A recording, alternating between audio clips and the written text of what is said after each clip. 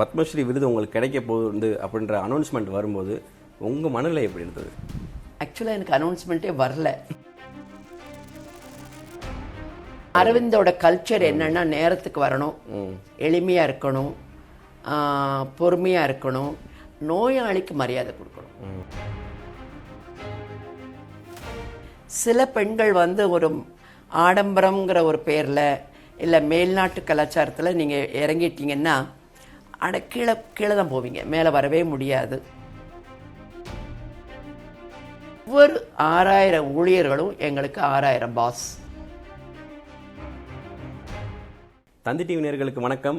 இன்றைக்கு நம்முடன் நேர்காணலில் இணைஞ்சிருக்காங்க சமீபத்தில் பத்மஸ்ரீ விருது பெற்ற மருத்துவத்துறையில் பெண்மணியாக சாதித்த நாச்சியார் அம்மா அவர்கள் நம்மோட தான் இணைஞ்சிருக்காங்க. அவங்கக்கிட்ட பேசலாம், நிறையா விஷயங்களை கேட்டு தெரிஞ்சுக்கலாம். பெண்களுக்காக அவங்க கொடுக்கக்கூடிய குரல் என்னென்ன விஷயங்கள் கொடுத்துருக்காங்க, என்ன விஷயம் கொடுக்க போகிறாங்கன்றதை கேட்டு தெரிஞ்சுக்கலாம்.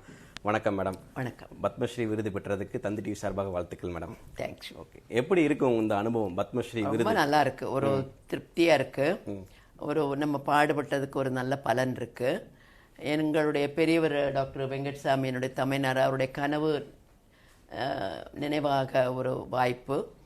மக்களும் எங்கள் மேலே உள்ள ஒரு நம்பிக்கை வந்து அது இன்னும் நிலச்சி வச்சிருக்கோங்கிறதுல பெருமையாக தான் இருக்குது.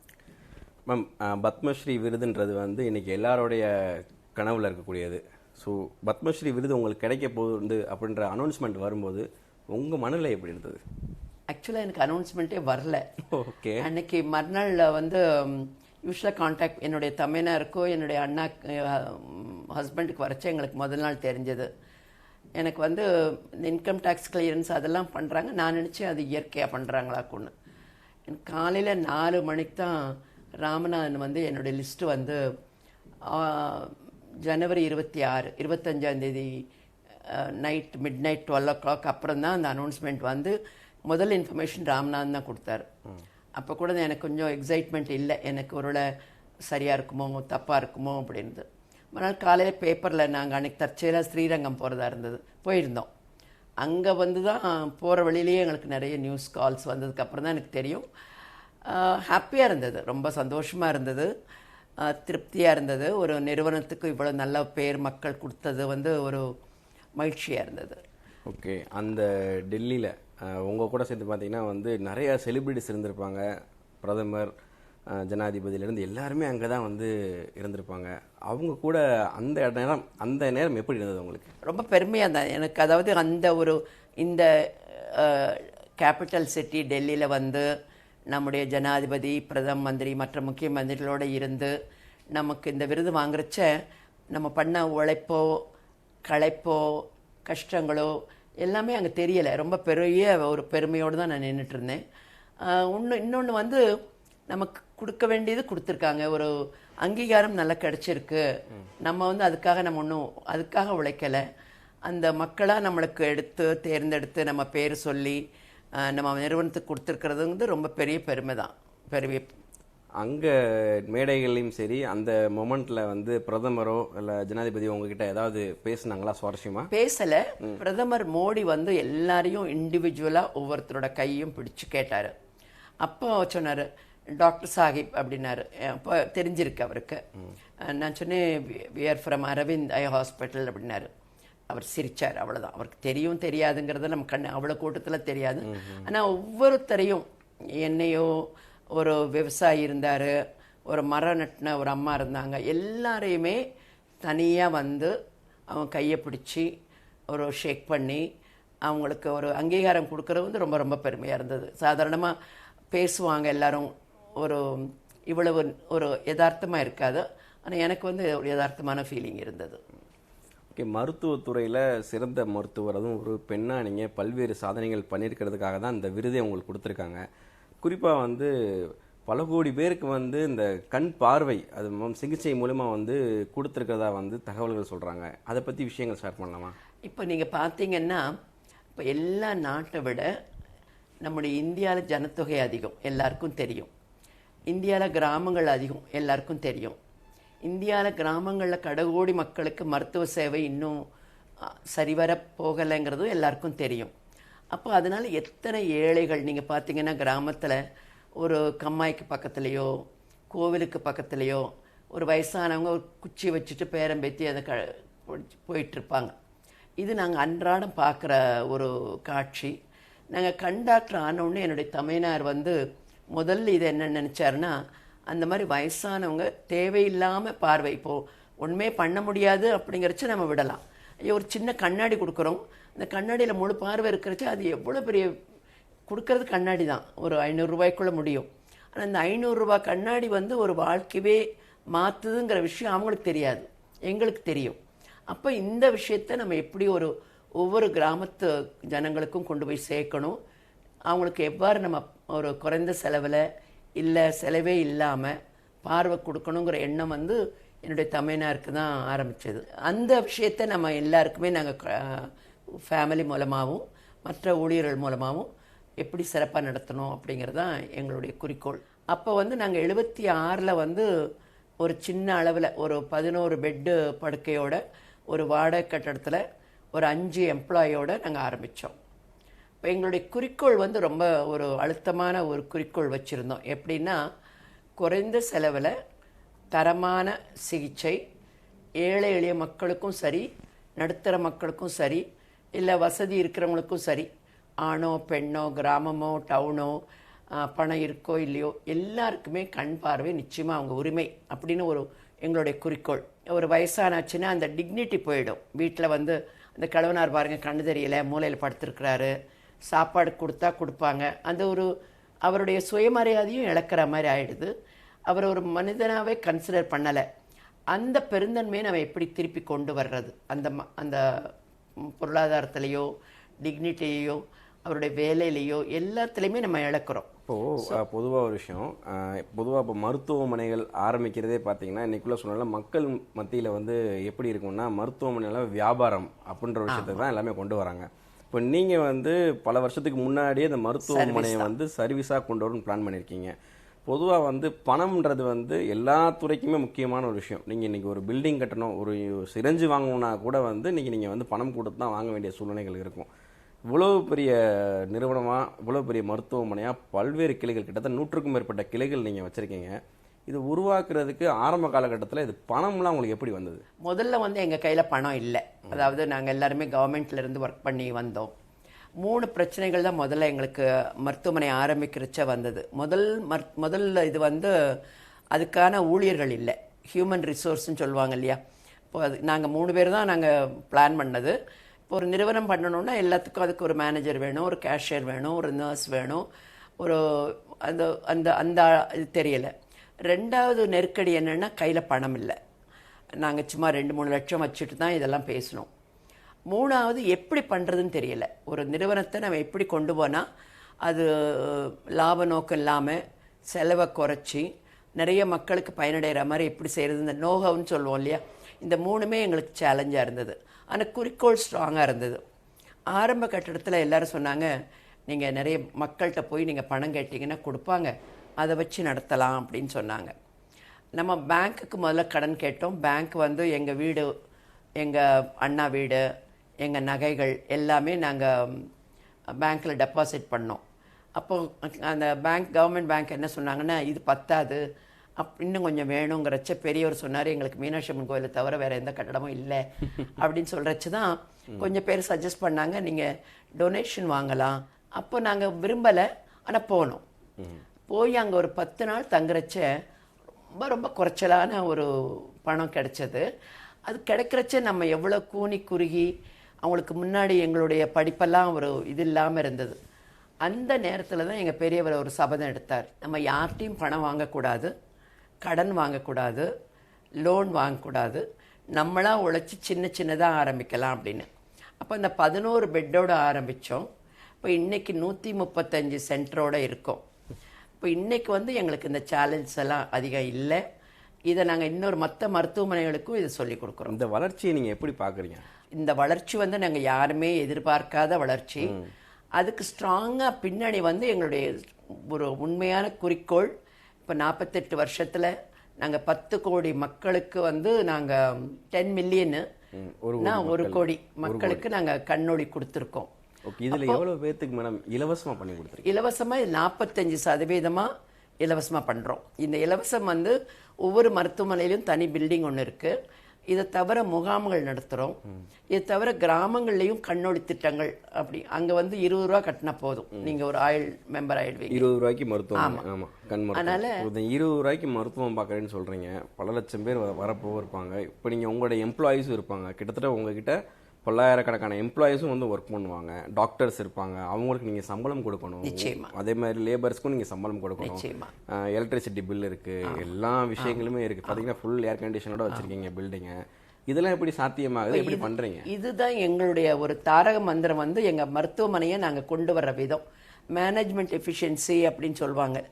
அதாவது குறைந்த செலவில் தரமான சிகிச்சை சீக்கிரமாக கொடுத்து, ஒன்று நீங்கள் சொன்னீங்க இல்லையா, ஒன்று வந்து வால்யூம் ஆஃப் பேஷண்ட்ஸ், 3 விதமாக நாங்கள் சம்பாதிக்கிறோம். முதல் இது வந்து நிறைய மக்கள் எங்கிட்ட வர்றாங்க. எங்கள் 135 சென்டர்லேயும் ஒரு நாளைக்கு 25,000 நோயாளிகள் வெளிநோயாளிகள் வர்றாங்க. அதில் 45% பணம் இல்லை. மீதி ஒரு அந்த சின்ன ஊர்லெல்லாம் 50 ரூபா, கிராமத்தில் வந்து 20 ரூபா தான். நீங்கள் நிறைய பேர் வர்றச்ச நிறைய பணம் வரும்.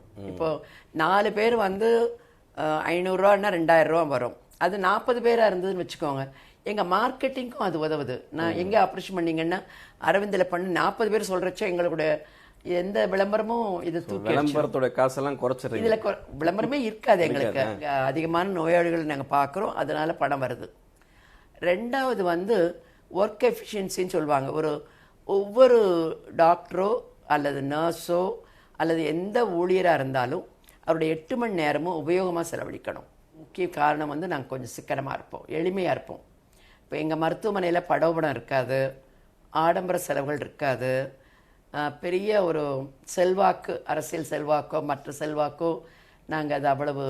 இந்த சிக்கனம்ன்றது வந்து இப்போ எம்ப்ளாயீஸ்க்கு சம்பளம் சம்பளம் இல்லை, எங்களுடைய சம்பளங்கள் எல்லாமே பாரா இருக்கும், ரொம்ப நல்லா இருக்கும். அந்த விஷயம் முக்கியம், ரொம்ப நல்லா இருக்கும். அதில் நாங்கள் குறைக்கவே மாட்டோம். அப்புறம் ஒவ்வொரு ஊழியரையும் நாங்கள் வந்து ஒரு பார்ட்னராக எடுத்துப்போம். ஒவ்வொரு 6000 ஊழியர்களும் எங்களுக்கு 6000 பாஸ். ஓகே, அது பெரிய ஒரு எங்கள் பெரியவர் ஆரம்பித்தது. ஒரு பெண்மணியாக இதை வந்து இந்த சேலஞ்சிங்கான ஃபேக்டரை நீங்கள் எப்படி பார்க்குறீங்க? இது நாங்கள் வந்து ரொம்ப ஹாப்பியாக தான் எடுத்திருக்கோம். அதாவது ஒரு பெண் அப்படிங்கிறது படித்தாலும் சரி படிக்காட்டாலும் சரி, கிராமத்தில் இருந்தாலும் சரி இல்லை பெரிய மெட்ரோவில் இருந்தாலும் சரி, அவங்களுக்குன்னு ஒரு பண்புகள் இருக்குது. யூஸ்வலாக ஒரு ஹஸ்பண்ட் 50 ரூபா கொடுத்தா கூட அதில் ஒரு 5 ரூபா மிச்சம் பிடிக்கிற ஒரு தன்மை இருக்குது. இன்னொன்று பரிவு இருக்குது. 3வது அக்கறை இருக்கும் நோயாளி மீது. அதனால் இந்த எல்லாமே எங்களுடைய மருத்துவமனையில் இப்போ நம்ம 6000 ஊழியர்கள் இருந்தாங்கன்னா இந்த 6000 ஊழியர்களில் ஒரு 80% வந்து பெண்கள் தான். அது ஏன் வேணும்னு தான் நாங்கள் எடுத்தோம். ஏன்னா ஒரு இயற்கையான ஒரு நோயாளி வர்றச்ச நோயோடு மட்டும் வரல, பல கவலைகளோடு வருவார். எங்கே பணம் எடுத்துருவாங்களோ, நர்ஸ் எப்படி பேசுமோ, டாக்டர் நல்லா பண்ணுவாரோ, அங்கே ரொம்ப செலவாயிடுமோ, இந்த பயம்லாம் இருக்கிறதுனால இந்த பயத்தை போக்கிடணும். ஒரு பெண்களுக்கு அதுக்கு தகுதி இருக்குது, பணமும் இந்த நோயாளிக்கு தகுந்த மாதிரி இருக்கும். இப்போ இந்த நீங்கள் சொன்ன மாதிரி இந்த பெண்களுக்கு உமன் எம்பவர்மெண்ட்டுக்கு நீங்கள் அதிக முக்கியத்துவம் கொடுக்குறேன்னு சொல்கிறீங்க. இது எந்த அளவுக்கு வந்து உங்களுக்கு சப்போர்ட்டிங் ஹேண்ட்ஸாக இருக்குது? ஏன்னா வந்து எவ்வளோதான் பெண்கள் வந்து நீங்கள் 80% வைத்திருந்தாலும் வந்து இப்போது ஆண்களுடைய சப்போர்ட் பார்த்தீங்கன்னா எந்தெந்த மாதிரி கேட்டகரைஸ் பண்ணிக்கிறீங்க? உமனுக்கு வந்து எந்த மாதிரி விஷயங்கள் கேட்டகரைஸ் பண்ணி? எங்களில் 2 உண்டு, 2 பேருக்கும் எல்லா திறமைகளும் உண்டு. நான் கிராமத்துலேருந்து வந்ததுனால நாங்கள் என்ன நினச்சோன்னா, முதல்ல 76 வந்து எங்களுக்கு நர்சஸ் கிடைக்கல. இப்போ சாதாரணமாக நர்சஸ் ட்ரெயின்டு நர்ஸ் எடுத்தோன்னா அவங்க 20,000 சம்பளம் கேட்பாங்க, எங்களால் கொடுக்க முடியலை. அதனால் கண்ணுக்குன்னு இன்னும் கூட கண்ணுக்குன்னு கார்டியாக் நர்ஸ் இருக்காங்க, பல்மனரி நர்சஸ் இருக்காங்க, ஆப்தால்மிக் நர்சஸ்னு யாரும் இல்லை. அதனால் நாங்கள் 76 என்ன பண்ணோன்னா, குடும்பத்திலேயே வேலை செய்கிறவங்க, நமக்கு சொந்தக்காரங்க ஒரு 7 பெண் குழந்தைங்களை கூட்டிகிட்டு வந்தோம். +2 முடித்தவங்க. அதுவும் நிறைய மார்க் எடுத்தால் கூட்டிகிட்டு வர மாட்டோம். ஏன்னா அவங்களுக்கு வந்து ஒரு காலேஜ் போகிற வசதி இருக்கும், இல்லை வேறு மேலே படிக்க போகிற வசதி இருக்கும். அப்போ அந்த காலகட்டத்தில் வந்து மேட்ச் ஃபேக்ட்ரி இருக்கும் கோவில்பட்டியிலையும், திருநெல்வேலி சாத்தூர் ஏரியாவில், இல்லை தீப்பெட்டி ஆஃபீஸ் இருக்கும். அங்கே தான் வேனை வச்சு கூட்டிகிட்டு போவாங்க. எனக்கு அது ரொம்ப நெருடலாக இருந்தது. ஒரு 17 வயசு பெண்ணுக்கு அந்த கெமிக்கல் எக்ஸ்போஷர் இருக்கும். அந்த ஏன்னா ஒரு நாளைக்கு சம்பளம் அப்போ 50 ரூபா கொடுப்பாங்க. அதை வச்சு பெற்றோர்களும் அதை என்கரேஜ் பண்ணாங்க. அந்த ஏஜில் நிறைய தப்புக்களும் நடந்தது. அப்போ நாங்கள் நினச்சோம், ஏன் இந்த பிள்ளைகளை நம்ம டவுனுக்கு கூட்டிகிட்டு வந்து ஒரு 2 வருஷம் நல்ல இன்டென்ஸாக ட்ரைனிங் கொடுத்து அவங்கள ஆப்தால்மிக் நர்ஸ் ஆக்கலாம் அப்படின்னு. இப்போ இது வரைக்கும் 25,000 பேருக்கு நாங்கள் கொடுத்துருக்கோம். அது ஒரு பெரிய மாற்றம். இப்போ இன்றைக்கும் எங்கள் நர்சஸ் வந்து ஃபாரின் கண்ட்ரிக்கு போகிறாங்க. ஃபாரினில் இருக்கிற நர்ஸ்க்கு எங்கள் நர்ஸ் ட்ரெயின் பண்ணுறாங்க. அவங்களுக்கு ஆங்கிலம் அவ்வளோ வரலன்னா கூட செயல்திறன், அந்த ஸ்கில்லுன்னு சொல்லுவோம் பாருங்க, அது ரொம்ப அழகாக இருக்கும். ரொம்ப அழகான காமன், அவங்க தப்பு பண்ணுறதுக்கு தெரியாது. இப்போ நீங்கள் இந்த செயல்திறன் சொல்கிற விஷயத்துல எப்படின்னா, இப்போ நீங்கள் ஒரு தீப்பெட்டி தொழிற்சாலையில் வேலை பார்க்கக்கூடிய ஒரு பெண்ணை கூப்பிட்டு நீங்கள் வந்து ஒரு நர்ஸை ஆக்குறீங்கன்னா அப்போ அவங்களுக்கு அந்த அளவு ஸ்கில் இருக்கு.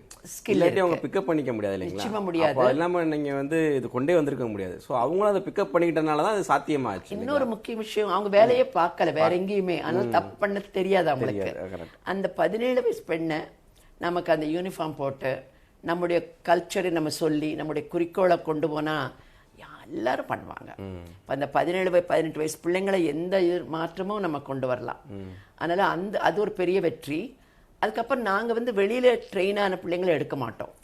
ஏன்னா நம்முடைய ஒரு பண்பாடுகளையே வளர்ந்த பொண்ணுன்னா நம்ம எல்லாம் சொல்கிறது கேட்கும்.